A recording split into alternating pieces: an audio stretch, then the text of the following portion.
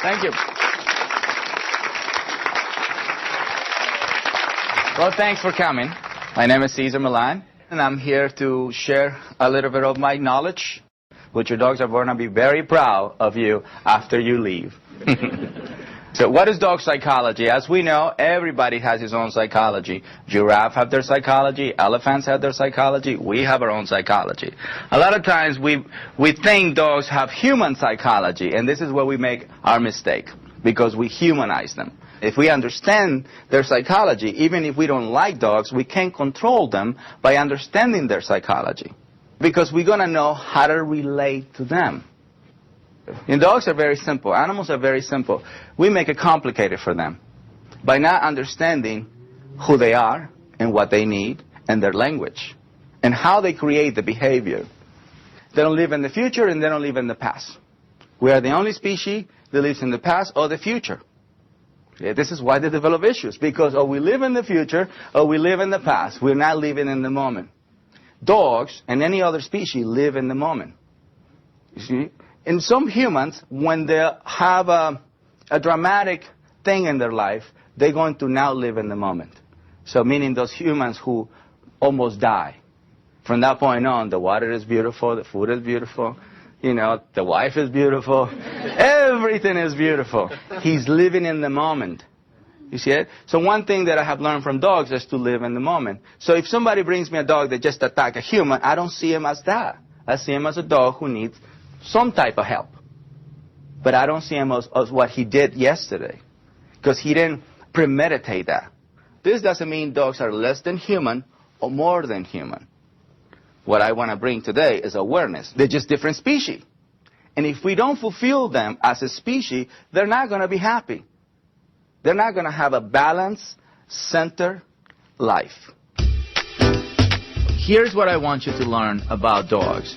Dogs as animals, dogs as a species, dogs as breed, dogs as personality, and my fulfillment formula. First, let's look at dogs as animals.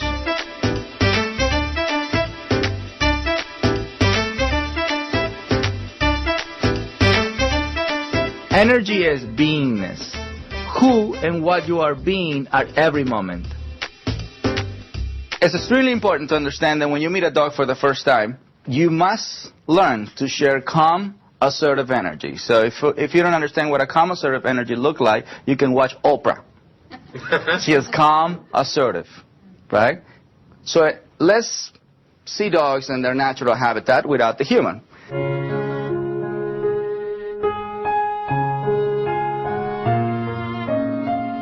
So it's the mom, then the puppies.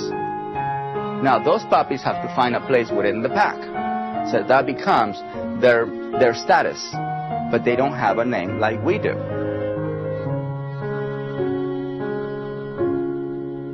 Now the pack leader, the mother or the male, is always going to project this calm, assertive way of being.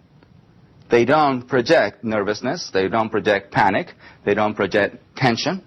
What they project is this calm, assertive energy. And this is one thing that is very common among all animals. Everybody in the animal kingdom follow calm, assertive energy. So regardless if it's a male or a female, it's the same energy. And the only time they get to meet emotional energy is when they come and live with us. We're the only species that follow unstable pack leaders around the world. I'm sorry, human. This is why they develop issues when they live with us. We have a different agenda for them. When they're puppies, we want to make them our babies. And so this becomes a journey for the human. And the human is beginning to fulfill himself from day one and forgetting about what is important to them. This is the beginning of us giving control to them. Even if a 2-month-old, a 3-month-old, they know who you are as energy. Who you are is energy and activities. They don't know you as your name. They don't know you as your race. They don't know you what you have achieved in life. So if you're president of the United States, they don't know. What they know is the energy you share on a daily basis and the activities you do with them. Because they don't follow emotional leader. They don't follow lovable leader. They follow calm, assertive leader. See, the mother is calm, assertive when she's giving birth. See, so that's the first energy they experience. So you have to share calm, assertive energy before you share love. Love is a gift. We're going to be the only pack leader that loves them. Their pack leader will now create birthday parties for them. See, we're the only pack leader that show that kind of love. Their pack leader will not reward behavior. He will not turn around and say, guys, thanks for following me 10 miles. Or the mother will not say, you know, kids, you behaved so well today, let's go to Chuck E. Cheese. Dogs that live in America, they have shelter, food, and love. And those are the guys that become unstable because they're not working for food and water.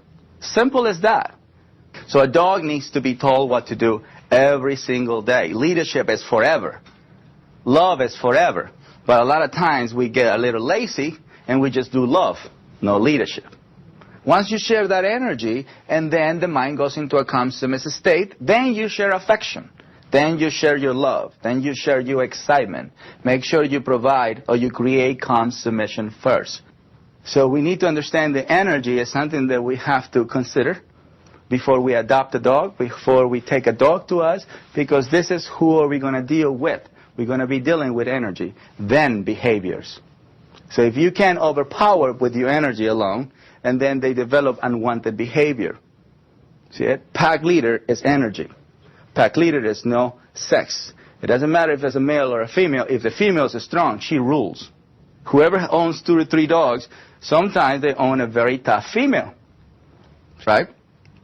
So it's not the sex, or it's not the male-female gender, as she is a dominant one. And she is going to tell everybody. It can be 2 males following her. She doesn't see herself, I'm a female, so you are supposed to follow you. No, I'm the dominant one, you guys follow me.